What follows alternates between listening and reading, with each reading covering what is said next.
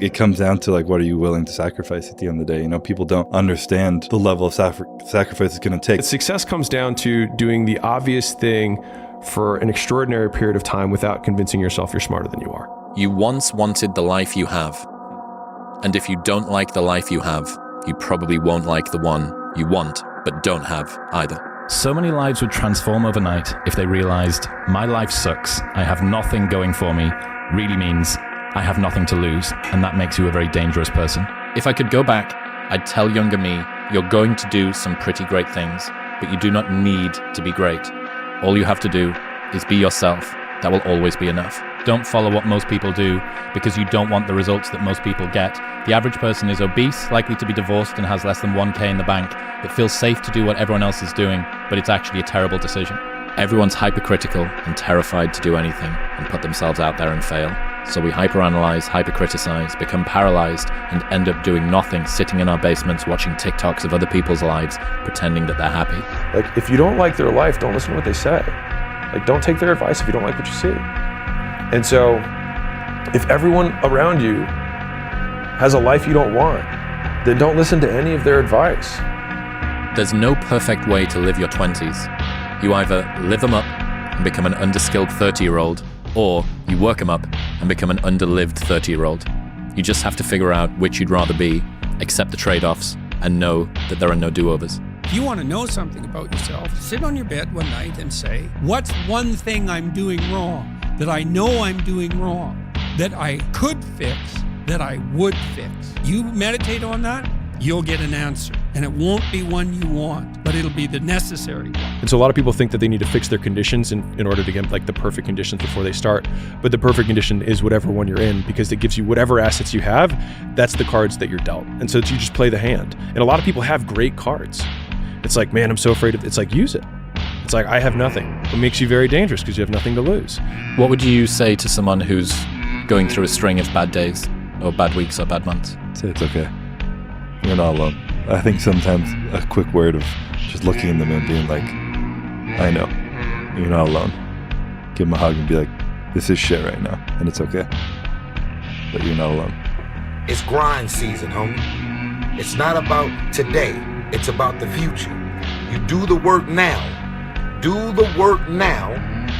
And all of the shit that you could ever want to do for your family, your kids, your loved ones, it's all going to be on a whole nother stratosphere.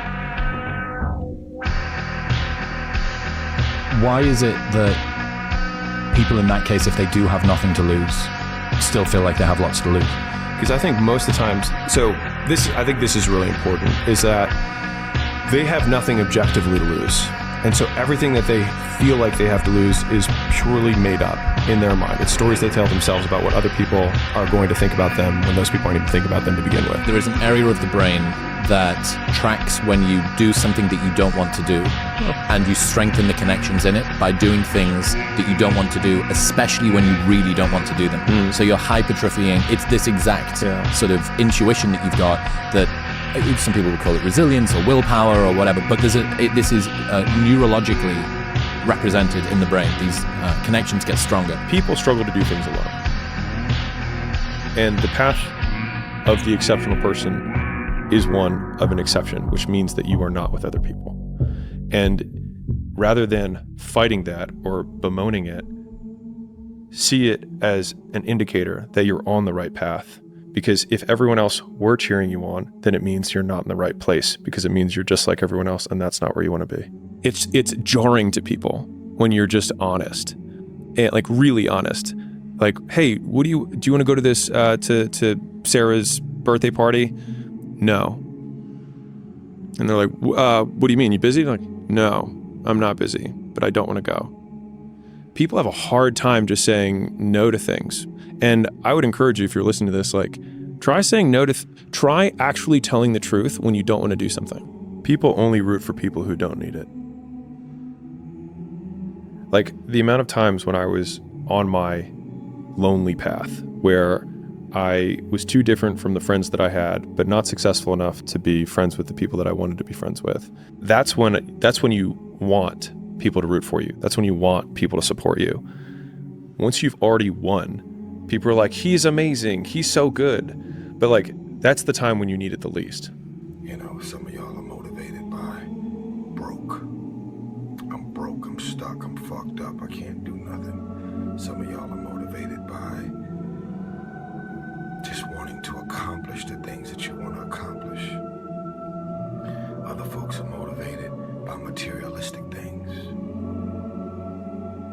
It's a very simple concept. If you want it, you gotta go get it. Modern men who are angry at a world they feel has rejected them mistakenly believe that they would have somehow done better in medieval times. They are adamant that the chance of them being Genghis Khan is greater than the chance of them being cannon fodder peasant number 1,373,000 whose favela was sacked and destroyed. And it's this wistfulness for the past. And dude, I get it. Like, if you feel lost and alone and like nobody understands you and like you've been forgotten and things shouldn't be this way, guess what? They've always been this way. And right now, the bar has never been set lower. Mental toughness is a perishable skill. Just because you went through some training once and you got through it doesn't mean it lasts fucking forever. And that's where most people hated me in my life, because I realized that. You don't just say, oh, I got it, I'm checked off, I'm good for the rest of my life. That's why you have to recall. You recall on fucking everything. And you definitely must recall when it comes to the mind. That is one of the biggest requalifications you must have. And when you're at that level, you got to recall every fucking day, not once a year. I have a friend who has spent a lot of time with super powerful people, and he told me about a meeting that he had with one individual in particular who spoke about being an apex predator. He said that apex predators don't care about prey, and even though the prey that he was referring to was still his own species, it was really haunting, the story, the way that was told to me, because you had someone who not only had the motivation to be able to go and enact whatever nefarious, malicious plan, but also had the actual resources to be able to go and do it. When you meet people at a young age, so I had a kid at a young age when I was in the worst possible place in my life. So when you're in a bad place, you're not gonna meet a Kish. You're gonna meet a person that's very similar to who you are at that time. And then you bring a child into this world. And as you start to move up in this world and get better, and you realize, I need to get better, you try to pull that person along with you. A lot of times they don't want to come where you're going. And it creates a bad environment. A mediocre plan that's stuck to always outperforms an amazing and perfect plan that you never stick with to begin with. And I know this obviously from the fitness world, but it applies to everything. And so, like, the stick to it muscle is the one that you have to flex. And that's why, like, if you're going through things, you have, especially in the earlier days, like I remember I used to start and stop, and I try this thing, I try that thing. It's normal because you haven't been reinforced enough of sticking with something, right? But the thing is like, you have to stick it out long enough that you get that first carrot, you get that first cookie. And then all of a sudden, everything that you did to get there, you're like, oh, more of that will get me more cookies. And that's, and then it just becomes this self-perpetuating cycle, and then you get addicted to work. What if? A lot of times I'll be in a 200-mile run or something like that, and I'm all jacked up. Body's broken, mind's broken, spirit's broken. I started to say, what if I can pull this off? When I first walked into the Navy SEAL recruiter's office, he looked at me and said, there's only been 35 African Americans in 70 years make it through. You know what I said to myself? What if I can be the 36th? It's the what if I can pull off a fucking miracle. What if I can become someone that no one thinks I can be? And just me talking about that, I have the hair going up on my arms because it makes me just like, what if? If there is someone right now feeling lost, there is the chance in this lifetime to still bring out the very best version of that person. Yeah, there is the possibility. But like I also said, Kung Fu is not mastered in one lifetime. What it means is the biggest mistake a person can do right now, no matter in which situation you are, is to give up. Why are we told that sadness is bad, you know? Why does fear and sadness have to be a negative emotion? I was thinking about it the other day, and I have no idea. But what if you were to raise someone and somehow not connecting the concept of bad, negative to sadness and fear and anxiety and all these things, then it just being like, it's just An emotion. It's just an emotion. There's not good emotions. There's no bad emotions. They're just feeling. I wonder if you could raise someone to have that belief in them, what it would be like. Because the reality is, it's true.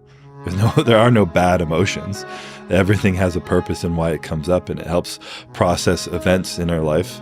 Something happens that we don't know how to process. We have feelings and emotions around it, and then thoughts come afterwards. It's just how our brains operate. It's not a magic trick. It's not God picks certain people he'll make rich and certain people he don't. He gives all of us as his children the power of choice. You have a say-so in that. You can decide to be rich, and with God's help, it's highly doable. But you first have to think it. The difference between successful people and non-successful people is here. I'm no better than none of y'all. I'm not a better person than you. I'm not a better Christian than you. God don't love me more than you. None of that. If you want to be successful, you have to change this. This has to change. And so if we think about success in terms of layers, like foundations, right? The base level, like when you're digging the building where you put the hole and you pour the concrete in, the base of the entire thing is who is in power? Who is source? Because if it's anything but you in that base layer, all of the other things on top of them will topple down. It's a foundation of sand otherwise. You can't build on top of blaming other people. There's nothing that stands on it. You see, like, I want to learn sales, but I can't learn sales because I didn't get hugged enough as a kid, and so I don't like people. And so as long as you keep holding on to that, you have sand as your foundation. But if you want to learn how to sell, or you want to learn how to market, or you want to learn how to do whatever, until you say, well, it's my fault that I don't know it, and because of that, it's within my power to change it. I'm a hard worker. I was never great at anything, like as a kid. I wasn't the fastest, I wasn't the strongest, I wasn't the smartest, but I did know that I could work hard. I had to work hard. And I listened to people. I didn't think I knew everything. Even sometimes I'll joke about, yeah, you know, when you're young and arrogant, even when I was young and arrogant, like we all are when we're 23 years old or 22 years old and you're young, you think you know everything. Even then, I always had that little like, you don't know everything. And I think that humility played a big role in me being able to be successful, because I was never afraid to say, hey, I'm not 100% sure what to do right now. What do you guys think? Or, hey, I feel like I've reached the limitations of my thought process. I need some help. And so I think that's one of the main reasons that I was able to do a good job. It's time to stay focused. It's time to decide, fuck clubs, fuck partying, fuck trying to fit in and socialize, rub elbows with everybody so people can stop calling you weird. Why are you so antisocial? Because I'm trying to get it. Why are you staying on the basketball court so much? Because I'm trying to get it. Why are you out there practicing in the hot sun when ain't nobody else out there? Because I'm trying to get it. Why are you not clubbing? Like every time I text you and invite you to go do something fun and cool, you always studying? Because I'm trying to get it. Let me tell you something, homie. These women ain't going nowhere. These clubs, these parties, all this shit ain't going nowhere.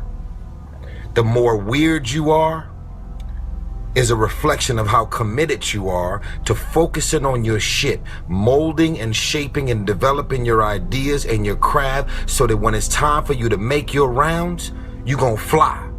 Because some of you are out there like me, and for the longest time I didn't fit in. I didn't fit in church. Raised in it my whole life.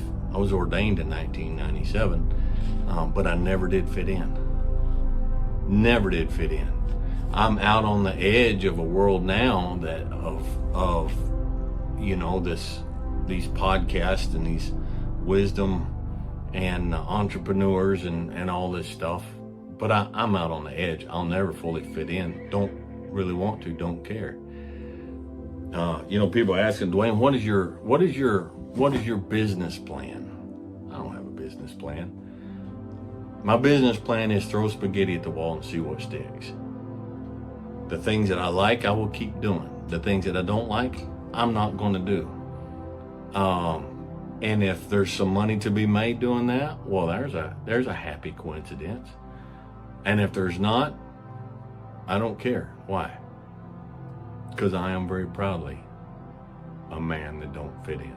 Motivation is the equal opposite of deprivation. So we are most motivated when we are deprived of something. I'm most motivated to sleep when I'm sleep deprived. I'm most motivated to eat when I'm deprived of food. I'm most motivated to have sex when I haven't had sex in a while. Now, that logic carries for physiological needs. But then when you get into psychological things or intangible constructs, so like let's think about money. By that same logic, you'd think, oh, poor people should be more motivated because they're deprived of money. But that we don't see that in reality. Many poor people are not that motivated. So it would then follow, and I've seen some incredibly rich people who are wildly hungry for money. And so then it would follow that the deprivation comes from our reference point because money is intangible. And so it's how much do we perceive our deprivation around money? And so if all of my friends are billionaires and I'm worth $100 million, then I have a $900 million deficit that I have to come up. I'm $900 million poorer than the person who just is at $5,000 a month who wants to make $10,000 a month. I'm more motivated to make money than they are because I'm more deprived of it. Well, I believe that you have to build belief. Belief is like, there's an after school special belief where the mom says, believe in yourself, and that's all great, but there's also a built belief. And the built belief is one where you are constantly, like for me, I came from a bad place.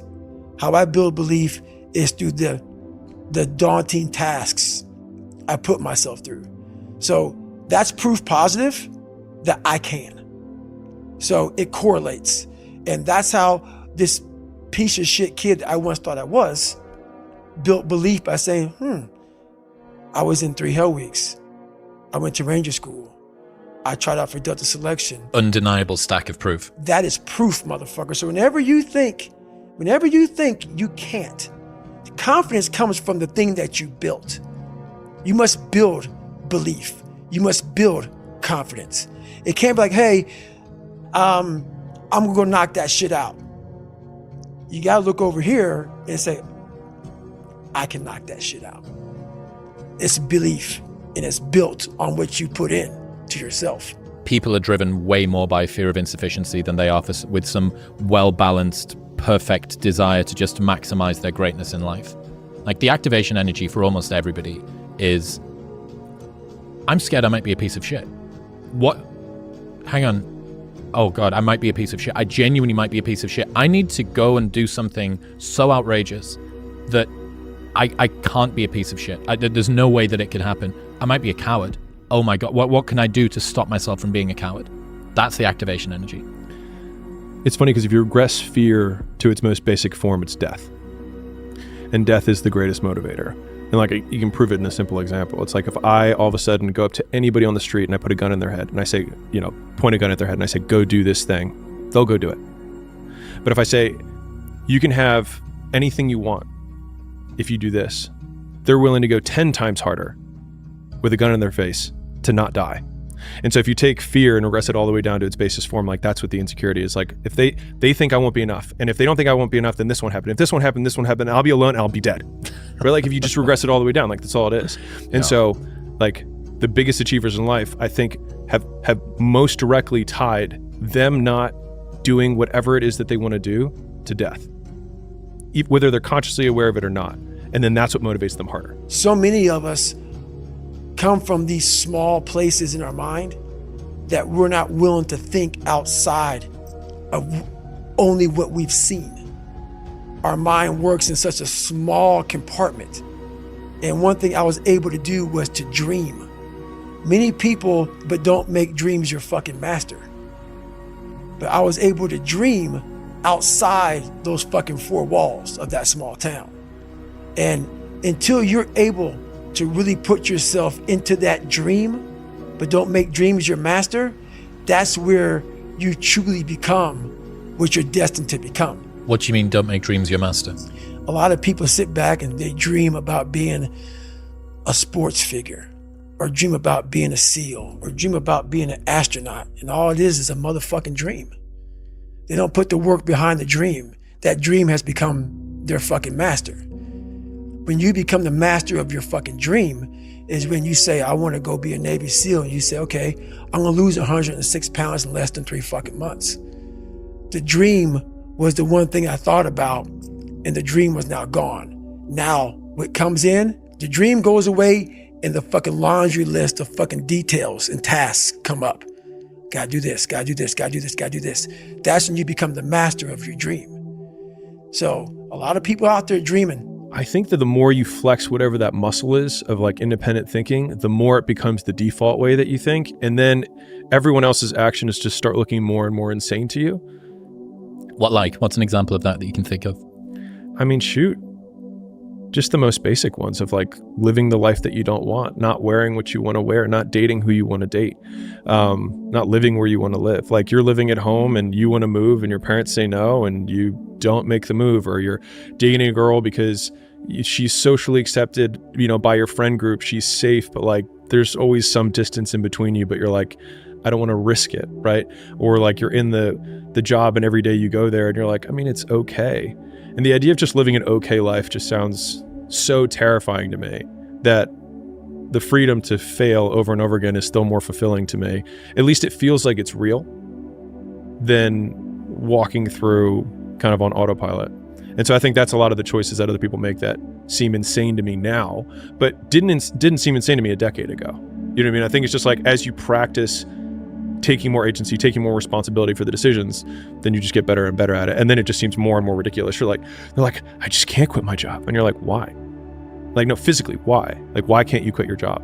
Like, you know what I mean? They start hyperventilating. And it's like, could you move in with your parents? Could you move in with a friend? Could you split rent? I mean, I could, but I mean, other people who are going to die in 100 years would think what?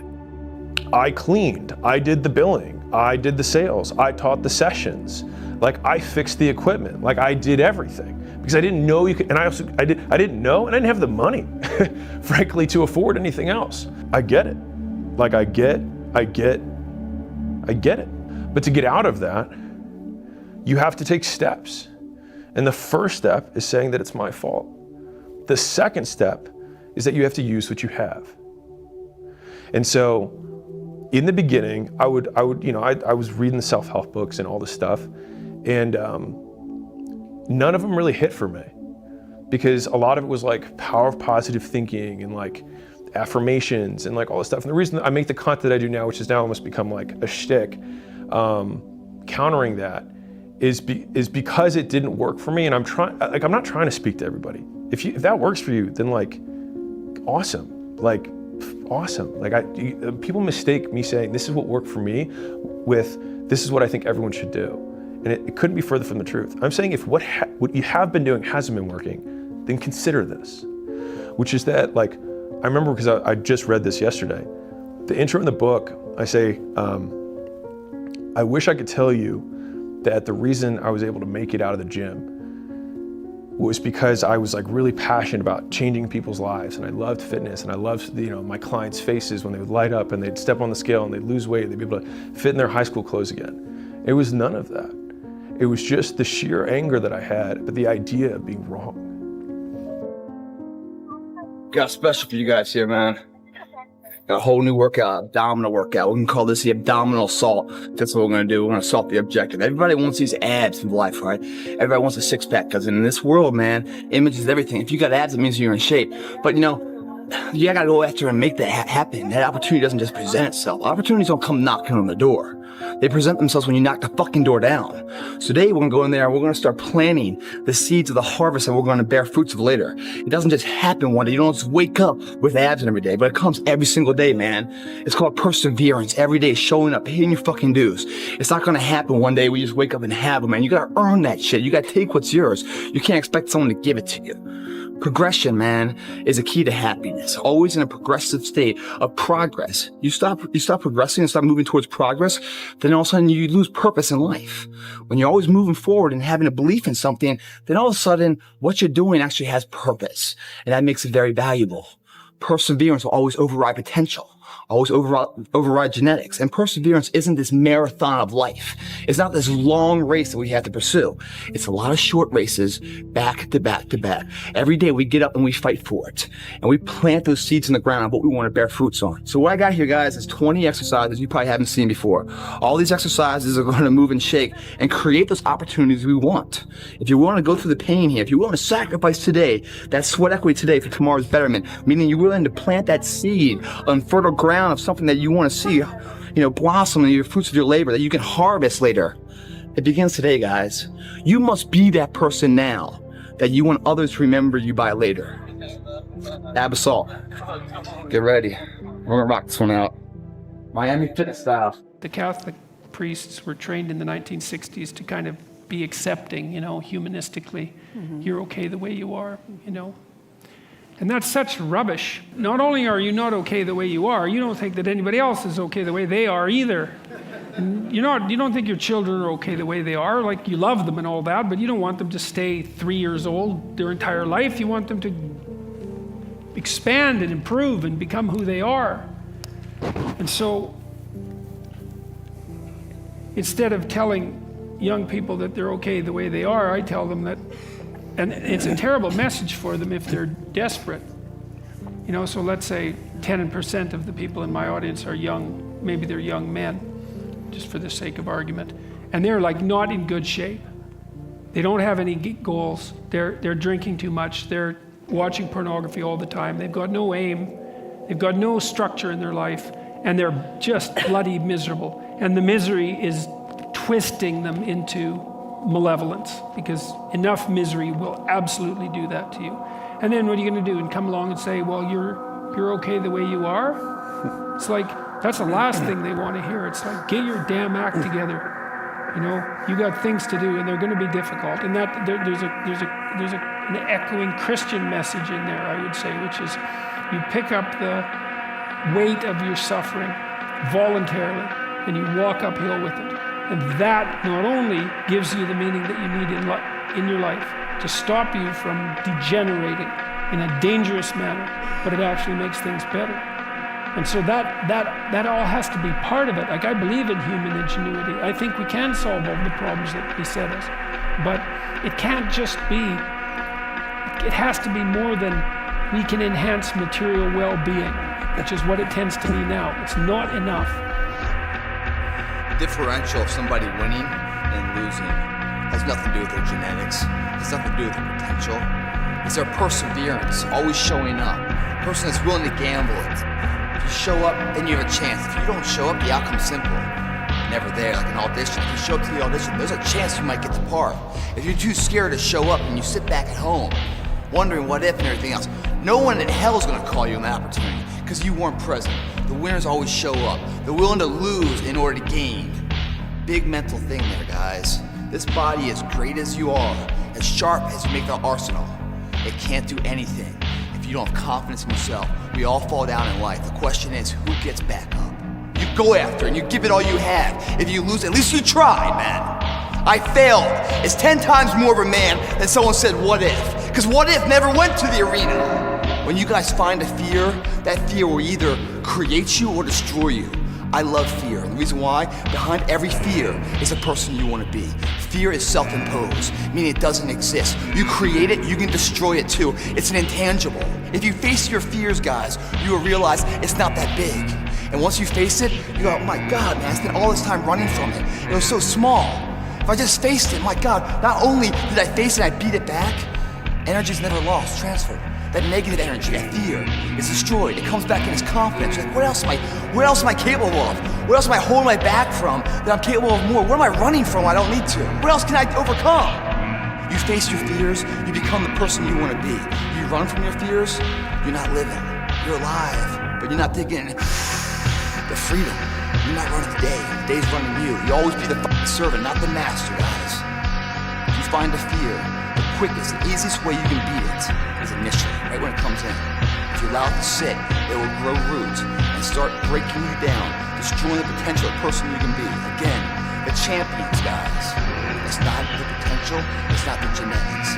It's their perseverance to always show up, always willing to fail, because in failure, that's part of success. Success is not, a marathon of life with just ups. Success is formulated through failures, through facing your fears, through falling down and getting back up. That's what creates the champion. Success does not define us, we define the success. I never thought that I deserved the good life. I didn't think I deserved the happy life without it. And so the thing that got me through that was the idea, and this felt like honestly like gaming the system. So like from the evil side, was that I could still get the good guy's ending if I just did the thing that they do to get the ending. So I didn't have to do it with pure intentions. I didn't have to do it as a great guy. But if I just still did the things, I could still get the getting. And I think for me that realization has been why my ruthless focus on like, well, what did you do? And to everyone who listens to my stuff, like, it's like, great, throw the emotions out, throw the spiritual energy vibrations out. What do you do? Patience is just figuring out what to do in the meantime. Like, courage is acting as though you weren't afraid. like, what do you do? And then eliminating everything else and then just doing that. And then doing whatever mental tricks you have to do, which is like, there were slaves who worked 7 days a week, so can I. Like, and then alternatively, catastrophizing the alternative path, which is that if I do not do anything, this is what will happen eventually. That pain in the future will be my pain today, and then actively thinking about what that pain would be like, and then seeing if that can make you more uncomfortable than the comfort that you're in. And I think Tony Robbins says this. He says, change happens when the pain of staying the same, when the pain of change is less than the pain of staying the same. And so if you're comfortable in staying the same, the point is to make yourself more in pain to get yourself to move. And so I think there's a skill in being able to future pace and think through what pain you're going to go through. Like if you're like, man, okay, I have gained 5 pounds a year and it has been 4 years, so I'm 20 pounds up. Well, if 4 years from now, I'm another 20 pounds heavier, and imagining the snide comments at the holiday party, or if you're a girl, the guy who says, man, she'd be really cute if she lost 40 pounds. Or like, even like, I'm going girls' perspective here. A guy who says something that's like, I would be with her, but she's just too fat. She's just not cute enough. And you're like, wow, that's so politically incorrect. Deal with it. It's fucking life. But the thing is like, your thoughts don't need to be politically correct. They're your thoughts, they're no one else's thoughts. And so whatever you have to do to get yourself there. And for me, the idea that a girl that I would want to be with would be like, I just don't think he's ambitious enough. I don't think he's successful enough. Like those ideas killed me.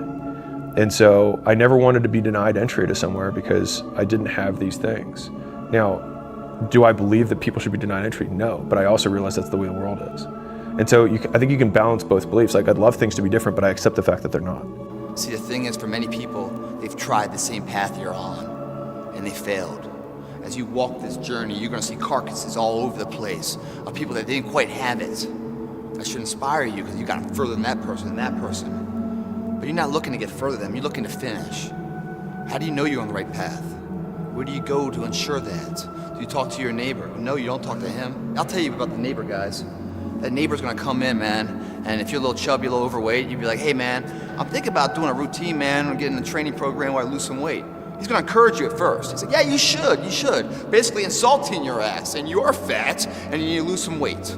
It's never support, it's negative shit. Oh, you should lose some weight. So you take his advice, and you start training, you start doing something, you start to get in shape a little bit, maybe at his level. Then all of a sudden he's gonna start asking questions. His tone's gonna shift, especially as you get in better shape than him.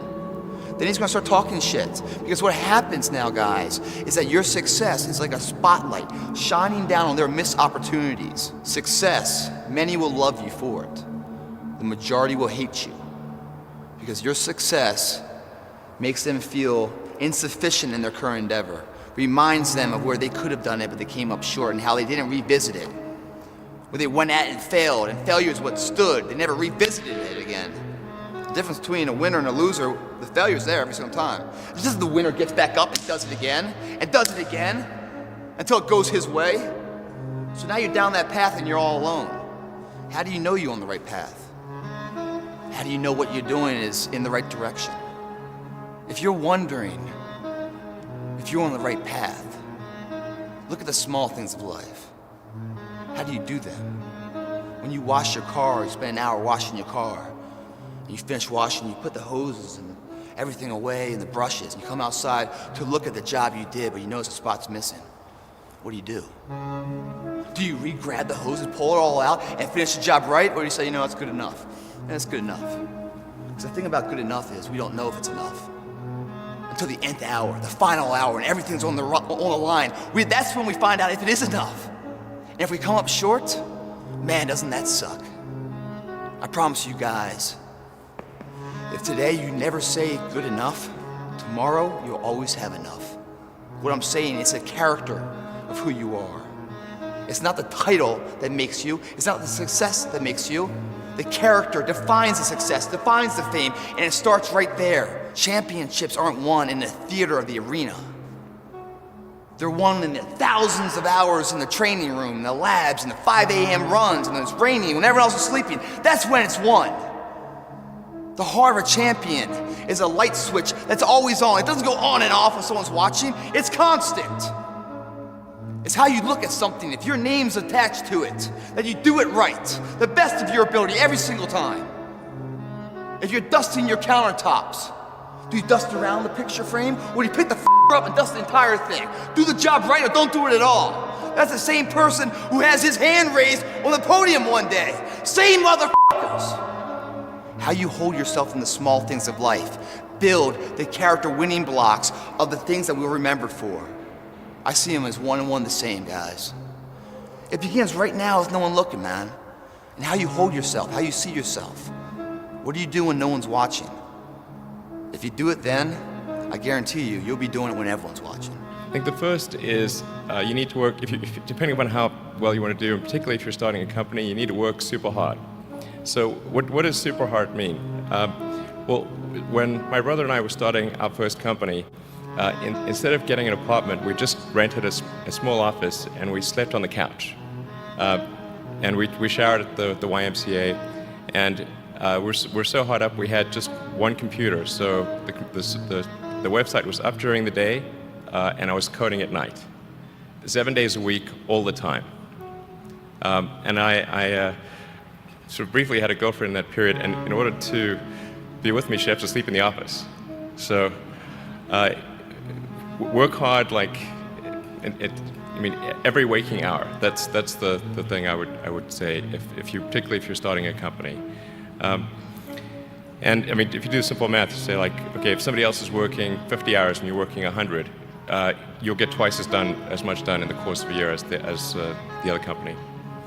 The other thing I'd say is that if you're creating a company or if you're joining a company, the most important thing is to attract great people. So either join a group that's amazing, that you really respect, or if you're building a company, you've got to gather great people. I mean, all a company is a group of people that have gathered together to create a product or service. And so depending upon how talented and hardworking that group is, and the degree to which they are focused cohesively in a good direction, that will determine the success of the company. So do everything you can to gather great people if you're creating a company. Then I'd say focus on signal over noise. A lot of companies get confused. They spend money on things that don't actually make the product better. So, for example, at Tesla, we've never spent any money on advertising. we put all of the money into R&D and manufacturing and design to try to make the car as good as possible. I think that's the way to go. So for any given company, just can keep thinking about, are these efforts that people are expending, are they resulting in a better product or service? And if they're not, stop those efforts. And then the final thing is to sort of don't just follow the trend. So you may have heard me say that it's good to think in terms of the physics approach or first principles, which is, rather than reasoning by analogy, you boil things down to the most fundamental truths you can imagine, and you reason up from there. And this is a good way to figure out if something really makes sense, or if it's just what everybody else is doing. It's hard to think that way. You can't think that way about everything. It takes a lot of effort. But if you're trying to do something new, it's the best way to think. And that framework was developed by physicists to figure out counterintuitive things like quantum mechanics. So it's really a powerful method. Anyway, so that's, and then I think that the final thing I would encourage you to do is, now is the time to take risk. You don't have, you don't have kids. Your obligation. Well, sorry, probably don't have kids.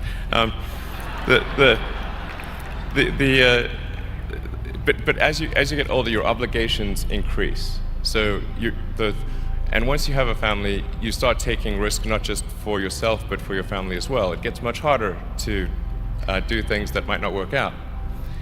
So now is the time to do that before you have those obligations. So I would encourage you to take risks now. Do something bold. You won't regret it.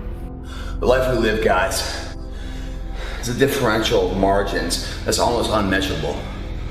What is successful and what is failure, the differential are so small. We're talking about seconds. We're talking about, reps. We're talking about the finest echelon of measurement that will make or break someone's life to be successful at that moment. And once at that moment successful, that gives a birth of a lifestyle that's unbeatable, second to none.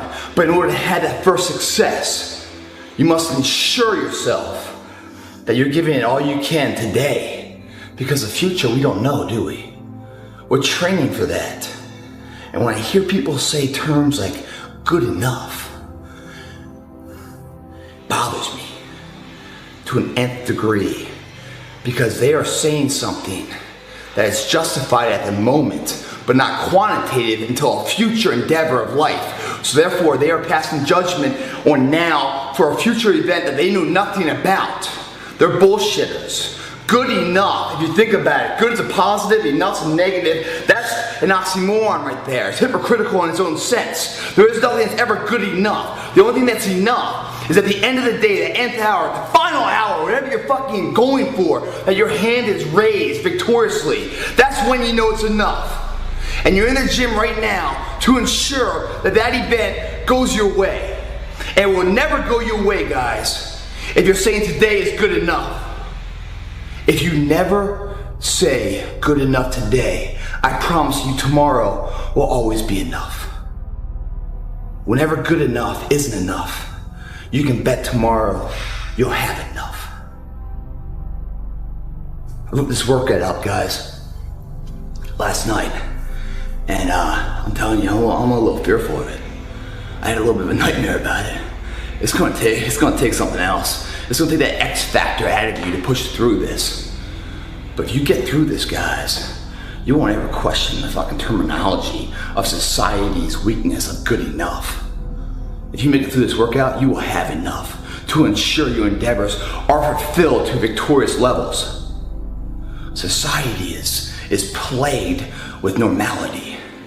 Second place for some fucked up reason is the ultimate place, because it's not too prideful, it's yet humble, and it's bullshit, guys. Second place is the first fucking loser. If you hit second, that's fine if you gave it your all. But if you every single day say good enough, good enough, good enough, and you come up second, well, you're nothing enough.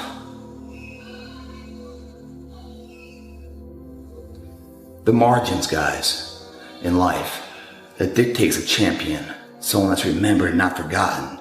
The legacies of life, the role models, the one that stands those tests of time I always talk about, don't know terms like good enough. It's too fucking hard. And they failed over and over and over again so many times that they've learned what it takes to succeed. With failure comes success, and with success comes blueprints of fundamental principles that lead to success. Stop listening to the normality of life and everyone saying the way it is the way it's going to be for you. The way it is for you is blood, sweat, and tears today to create a foundation of strength for tomorrow. Those days combined into whatever dream you want to be a reality. We are always fighting for that edge, always fighting for that opportunity. So it's not past, it's not missed, but lived. We're not gonna cry about those opportunities. We're gonna smile, remember them, and thank God they came, because we were ready when they fucking came. You won't be ready if today isn't pushed with the strenuous nature and the pressure of the moment in the future that everything rides on. That stress of everybody on you, and it's a make or break moment in your life, must exist today with no one watching. If that's ever gonna happen your way, you need that X factor. You need that leg up. It's too fucking hard. This workout will ensure that you never have to question your intensity. You make it through this, guys, you're gonna make it through life. I said leg up because that's what this is. It's a leg workout, and it will bring you a leg up in life. It's intense, man. I'm not sure I'm ready for it, but the challenge of that inspires me to fucking reach barriers I haven't been to, and I'm excited to share them with you. And you guys watching this, share them with yourselves and your friends, and together we'll be part of society that doesn't take second place as first. There's first place, and then it's forgotten. Leg up begins now. Friday night, guys. 1 in the morning. In the streets of Burbank here outside Miami Fitness. Another moment of life. Our lives, what we create, are made from the decisions we make on the moment-to-moment basis. Champions are never woken up and born into success. They're created, they're matured, they're struggled and weathered through that effort of hard work and dedication and sacrifice to achieve that championship status. It's these moments, these decisions we make on a daily basis. Do we get up early and go for a run? Do we hit the snooze button? Do we go that extra rep in the gym and our body's dying? Do we push past that? All these little things are the inches that add up to be the measure of difference between first place and forever forgotten second place. Huge margins. But if you look about your day and all these little moments of life, all these little opportunities are in your wheelhouse. You create them. And later in life, when you're crying because you came up short, stop being so selfish. Look back on your day, examine it, put it under a microscope, and have responsibility for your actions. Those inches you need to be number one then, which is now in the past, are around us every single day. It's not a bad break. It's not the ref making a bad call. It's that you get up that day and do those little tiny things, the little details, the little nuggets of life. That's what adds up to be the difference. And if you're going to sit here and complain why you came up short, without taking responsibility and looking at yourself internally first on all the opportunities you decide to pass on for comfort, then you're a shallow person, guys. If your day doesn't challenge you, don't ever expect to be changed by it. They go hand in hand, especially in the physical arena, guys. Strength is not from the efforts in a physical state. No. It starts with an undying will, belief that the journey you're about to embark on is a winnable course of action and that you can do it better than anyone's done it before. That belief is so ingrained in the will of the individual that creates the driving force of physical strength to turn into a maturity of something. Mental first, then this guy follows. If you don't have it up here, this motherfucker's lost. It's like you driving down the street with no map. No idea where to go. The daily choices. In the gym, guys, gravity hasn't changed as I looked. Fundamental exercises are pretty much the same.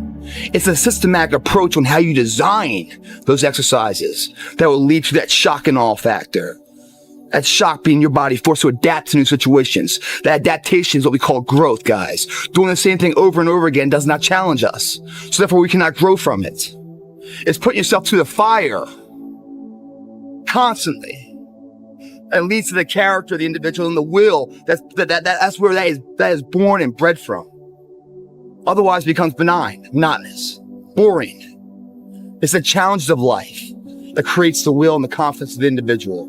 The perishable aspects, meaning if you don't use it, you lose it. Just like in the gym. If you don't work out, you go soft. If you don't challenge your confidence level of who you are, well, then you'll get soft mentally too. It's the challenges and the struggles and changing shit up that challenges us to create something. It's common physics, guys. So if gravity hasn't changed and all the workouts are pretty much universal as far as the exercises, what's the underlining key to success? The structure of them. How you go about your day, how you order them, how you repair them, how you give them nutrition. All that stuff is the mindset of a champion. Thinking before acting. You don't just go in there and start throwing weight around. You have purpose for every action. Therefore, every action has a result. This workout here is systematically designed for growth. That's all it's about. But in order to find that growth, you must first feel the pain. Two types of pain, guys. Pain that kills you, hurts you, injures you, and there's a pain of progress that changes you. That's what we're going to embark on. You go in here welcoming that. Your workout doesn't even begin or end until you have felt that. Then you know you've done something today. You can check the box that the opportunities are arisen, the choices you made, are for tomorrow's investment for the betterment. That's success, guys. This workout here, Miami Fitness, late at night, man, Friday night, everyone's out partying. I love that, man. They're all out there getting fucking wasted, man. I'm in here getting stronger for it. They get a good night's sleep with rest and nutrition. I'm going to wake up. They're going to be hungover. I'm going to wake up kicking ass before they even know what hit them. Choices we make, guys, that leads to differential being remembered or forgotten. Miami Fitness, late at night. Time to get ahead. It's our home. Our home. Nobody else's. This is our arena. This is our lab where we do all the work. Champions aren't found on the podium with their hand up. No, champions are found in the lab studies, the thousands of hours of hard work when no one's watching. That's what makes the will unstoppable. When you're in here and no one else is, and you're pushing yourself harder than anybody with no one around. That right there, guys, is a spark that catches flames. Burns every fear down, guys. Some fear people use, and it enables them, fear does. You know, it's a block to them. They're scared from it. They run from it. Fear, shuts them down. For others, fear is a motivation. I feel fear now, and I tackle it so I never have to feel it again. Every single day is another opportunity that you can turn it around, guys. This air we're breathing is life. You can take this life and transform it the way you want. Drive the car you want. Drive your destiny into what you want, your dreams, and make them a reality, guys. You can do it every single day. You can wake up a certain day, and that person you woke up with, you can say goodbye to that person that day and go to sleep a stronger person, or a better person, or more forgiving, or more compassionate. Whatever it is that you're lacking, once you have the knowledge to know that this is what your makeup is, this is your one weak link. Now you've identified that. Now you can put different things that you've learned throughout life and applied what you've learned to fix that weak chain, to make the whole unified person of who you are, mind, body, your name, your character, the integrity and honor that you carry yourself with, into somebody that's respected, that's remembered in life. Otherwise, you will be forgotten, and gladly forgotten. 95% of the game, like I said before, is right up here, guys. If you guys fucking believe you can do this, you can eat fucking Twinkies and become the fucking man. I know there's no scientific evidence for that, guys. But I swear to you, honestly, eating right, resting, having good cardio and everything else, all these things add up to equal weights and they're all very important. But none of them mean anything without the mental fucking state that today I'm no longer being a fucking loser. Today I'm gonna change my fucking path. I'm gonna get on the path of success. I don't care how long that road is. I'm gonna see it through no matter what. Because you know what? I've been living enough years in this shithole, I don't wanna be here anymore. I'm not happy with this. And I'm tired of making excuses. I'm tired of going through the same circular motion of shit. I wanna be different. And last I look, every single day I'm getting older. Meaning, I'm gonna get older, I'm running out of time. I don't want to be this way. I want to get out of this. How do you get out of it? You say you're going to do it. You commit to it. You make it fucking happen. As you get into it, guys, and you feel that love, that sweat equity, that pump, that life that's found in non-tangible items as like the weights. There's no life in the iron. But when you grab and you start moving, somehow that iron brings life into you. You get that feeling, right? You stay on that path. Then you start applying all these other tricks, the trade and everything else. Finding out what the optimal supplements are, what the optimal, times to eat are, what the optimal cardio is. But apply yourself before you do any of this, guys. Don't make up another excuse that, I'm not gonna join the gym today, I'm not gonna go work out, because I don't know how many fucking proteins or fats or carbs I'm supposed to be eating. So therefore I shouldn't start until I have everything done. Life doesn't work that way. A little personal situation for me. I got a lot of goals in my life, and I'm trying to overcome one of them right now. And I'm like, as soon as I get this one done, then I'll move on to this one, then I'll move on to this one, then I'll move on to this one. Well, life doesn't work that way. You gotta be a jack of all trades, as well as a master of one. I know there are different ideologies, but it has to work that way. Meaning, life will not give you, okay, you've got 2 years to knock this one out, and then you'll have it done, and then we're gonna move it. No, it's an overlapping of everything, guys, and you learn it along the way. That's what makes it exciting. Don't just get into the gym, find that fucking love, man. That mind, the body, connection. You're gonna feel invincible. And then when you have that's 95% of the game. The last 5% is what you eat in your supplements and everything else, That's going to enhance all your work so you get the most bang for the buck out of it. But it doesn't matter what kind of bang for the buck you get out of it if you're on the couch. Because on the couch, the bag is shit, and the buck isn't worth fucking the paper it's written on. You gotta make it happen, guys. If you're 30 years old, right, and you give yourself this 1 year, and you get in shape, how fast did that year go by? 2010 flew by in my mind. So you're 31 in shape. Once you're in shape, guys, you no longer have that body fat, right? You're lean. It's so much easier to stay in shape. The transformation is the hard part. Once you're in shape, to maintain an in shape state is simple. So you're 31 in shape. 60 years to live in shape. Where everyone is just like, oh my God, how do you do it? How do you do it? And not only that, guys, what Jake's talking about is how to lose body fat. How to lose. It's not about losing. It's about winning, man. It's about what you gain, man. I'm so sick of this society, and it's fucked up, man. When you go to the gym, Jake, sorry, I'm getting fucking emotional here. When you transform from 30% to 10%, that's not what you're gonna be most proud of. What you're gonna be most proud of, in order to lose that weight, guys, you gotta move your body, right? You gotta start repetitively moving things, moving muscles, putting stress onto the muscles. What happens when you put stress on it? You build muscle mass. This lean muscle mass is gonna increase. You're gonna start losing body fat, so now your energy expended is gonna be more caloric intake needed to move that. Meaning, the first pound lost is the hardest pound. That's when you actually have to step into the arena and say, yes, I'm committed, I'm gonna do this. After that, it's easy. It's easy, guys. Everyone's has this big block, oh my God, it's just thing, oh my years, no, I don't want to look at it, it's too scary, I don't want to look at it. But if you go and you try it for once, man, try it for a week or a month, you're gonna see, it's really not that bad. And then every single day, you just keep doing it, it's repetitive from there on. And then as you get better in shape and better in shape, it's not what you lose, it's what you gain. You get the confidence, the mindset to overcome things. You're seeing a positive energy within yourself, resonating to other people. You're carrying yourself better. You're getting stronger. You're looking in the mirror. You're happier in your life. Everything's a win-win-win. What's the alternative?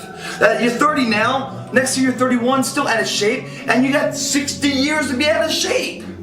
Always beating yourself up. This monkey on your back, I can't seem to get in shape, I'm listening to this and listening to that. You listen to the wrong shit, man. Start listening to yourself. Start listening to why you're doing it. What the right fire inside of yourself is to make this thing happen. It's simple, guys. It's so much harder to be out of shape in life than to be in shape. Small prices. You learn in the gym, transform that to make you into something more, right? And through that process, every motherfucking other avenue in life is enhanced from it. You guys owe it to yourself to do this. Do I do this or do I have to do it? Just get doing it, man. Just get into the motion and do it. Along the way, you'll find out, what you're made of. Or you sit back and war game it. Well, if I do this, I gotta do this, I gotta calculate this, calculate that. You figure that out along the way. Just get involved. Stay moving forward. Don't be stagnant. Don't allow that pond just to sit there in your backyard, with no movement. What is that pond? That's stagnant water. What grows in stagnant water? Algae and shit. Mosquitoes come infest on that shit. No one wants to come to your house and look at that shit. It smells like ass. They get bitten. That's a bad day. Put a sprinkler on that motherfucker. Get some flow in that thing so it smells good, looks good. It's a visual oasis, soothing to the ear and the eye. Well, now it's a good pond. I know it sounds like whatever, but that is it. That's life. That's someone who believes in themselves or who doesn't believe in themselves. And that's the birth of every success. And that success is just showing up, guys. Just showing up. Failing, who cares? I've learned from that. So when the next time I show up, I'll be stronger. And showing up, and the perseverance to keep going at it, giving yourself the chance, is the difference. Today it seems small, but those days add up to legacy, man. No one remembers anybody. No one remembers a fucking critic. Who's the most famous critic out there? There ain't no fucking such a title, man. The one that points his finger the best, who is that? 99% of the world who points the fingers at the 1% that's actually doing something, making the change, living the inspiration for other people. See these opportunities, Rob, as thank you, God, for giving me the chance to grow. Because there's nothing worse in life than not being challenged, not having that anxiety, that fear factor. What if I lose? What if I don't? That moment is life. That's what's so great about it. I say confidence is perishable, use it or lose it. And the body's perishable, use it or lose it. You've got to test it in order to grow it. So we go to the gym and we hit failure because failure is a friend. Failure helps us to grow. We welcome failure. Fear and failure, I think, are the real assets, artillery to really transform and grow if we're honest enough to look at them as assets and not a rejection or negativity. So the same way with this is that, working smarter, not harder, using all of our tools, to really build something, not being fixated on what everyone else does, but the balance, seeing that there's many different ways to do it. And these little things, when I say, your confidence is perishable, it is. You have to test it. Going up to that good-looking girl that you think's way out of your league and saying hello, take some balls, man. But you're challenging yourself. You're building your confidence. Even if she says no, who cares? Everyone's failed. Every hero in the world, role model, failed. Society doesn't remember the failures. They just remember if you succeed. They remember if you showed up. They remember if you gave a shit. Make sure you're one of those people that does show up, not sits as a critic and points their fucking finger at everyone else's misfortunes or missed opportunities when they haven't even tried it themselves. Don't be an expert on something you've never tried. That's called a fucking critic. But in order to grow your confidence, you do little tests like this, different little things. You see every little small innuendo, your friends' stories or despair and stuff. You talk to them, you open up, you lend yourself to them because you learn something from it too. And you challenge your confidence. You don't stay around the same circle of loser friends. You try to find a more elevated friend, someone that brings the best out of you, that challenges you, that keep growing it and growing it and growing it, man. You know, that's what keeps you young. That's what keeps you excited. That's what keeps you getting up in the morning for a purpose. So it's all about the balance, guys. And at the end of the day, you gotta be a little selfish. You gotta make yourself whole. You gotta love yourself before you can love somebody else, is what I'm trying to say. So these people around you, if they aren't providing a purpose, if they aren't, you know, a purpose of motivation because they're successful, or they're inspiring, they make you laugh, or they make you feel good, keep them. If they're draining on you and they're just a debt to society, kick them the fuck off the dock, man. Throw them down. You don't need them in your life. They will bring you down and decrease your potential of who you can be. Not only people, guys. I'm talking about negative energy in work environments and social settings. You know, find out if it's working, guys, and do not fall into a comfort trap. A comfort zone is your danger zone. Just because it's comfortable, it's probably wrong. I know it sounds weird, but we all get all comfortable and we go through the motions and it's rehearsal and we no longer are thinking it's just comfortable. No, if it's comfortable, you're not forced to adapt to anything new. So therefore, you're not growing anymore, you know, intellectually or physically. You're just going through the fucking motions. Going through the motions is going to be repeat resolutions every single year, guys. What I'm saying is that if you're in a job opportunity that you need the kind of money, but you absolutely hate it, you know, and you always wanted to kind of break loose of that, why not try it, man? What's the worst that can happen? What's the worst that can happen? You fail, but you're happy, meaning that you did something. You decided to do it, you said you're going to do it, and you did it. If it doesn't work out, at least you know the outcome, you know? You know, I'd much rather try and fail than wonder what if the rest of my life, if I could have won. You know what I mean? I'd rather fail 300 times. Everyone that's out there that's ever succeeded anything in life, guys, that have really done something inspirational and is a historical landmark and person of society, they failed 1,000 times before they achieved that one thing. Don't think that your first failure means you're going to fail totally. No, that's your report card. That's the greatest thing in life when you fail. Because in failure, you find out where your shortcomings are. So then you can apply your efforts to improve those shortcomings and make the whole picture better, guys. If you don't fail, then you don't know what to improve. You just keep improving your strengths without ever having to improve your failure. That right there is bullshit. That's your comfort zone. Because you don't want to be comfortable, man. You always want to be pushing the envelope. So you guys are in a busted situation with a relationship or work, you know, take a look at it, man. Is it working? Is it workable? If it's not, you know, maybe it's time to cut it loose. I know it's scary, you know, but you will find a new person inside of yourself for doing it. And guys, when you're on the, you know, when you're in the gym and you're seeing this poor guy or poor girl, whatever else, really putting in a valiant effort, man, really trying to do some good stuff here, but just doesn't have the mindset of where they're going. They doesn't have the directional path of success. They're willing to work hard, but they're going east to west when they need to go north. Help them out. By you helping them out, it helps you understand what you're saying. Being a teacher is a great way to learn what you're actually telling them in your own endeavors. It goes hand in hand. It's a win-win, man. Where you give is where you get to. Find out what your direction is. Marry that with successive information and knowledge. And don't be somebody that's just going through the motions. Someone that's just going through the motions isn't mentally attached. And when you're not mentally attached, you don't have that mind-body connection, man. Your actions then don't have results.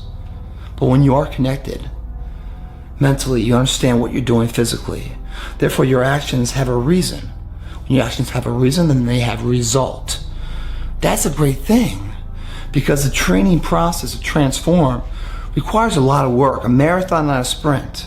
And when your work is getting results, it motivates you.